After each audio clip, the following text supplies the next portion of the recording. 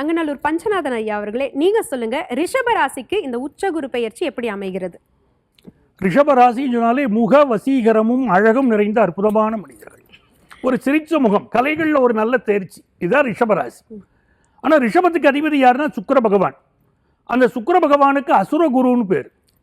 நம்ம பார்த்து கொண்டிருக்கக்கூடிய குரு பயிற்சி தேவகுருவை பற்றிய குரு பயிற்சி. இப்போ அசுரகுருவுக்கும் தேவகுருவுக்கும் இடையில என்றைக்குமே ஒரு போராட்டம்.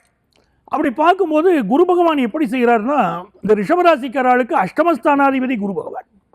அவர் இப்போ 3ஆம் இடத்துக்கு வர்றார். அப்போ பலருக்கு ஒரு பயம் வருது, 3ஆம் இடத்துக்கு குரு பகவான் வராரு.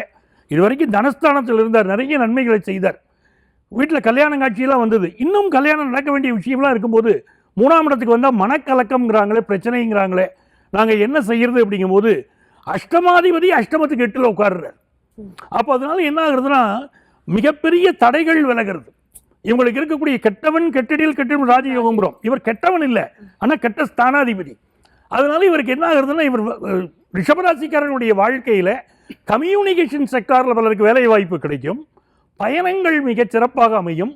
இளைய சகோதரனோடு இவர்களுக்கு இருந்த பல்வேறு பிரச்சனைகளை தீர்க்க பேச்சுவார்த்தைகள் நடத்துவதற்கு இது உரிய நேரம்.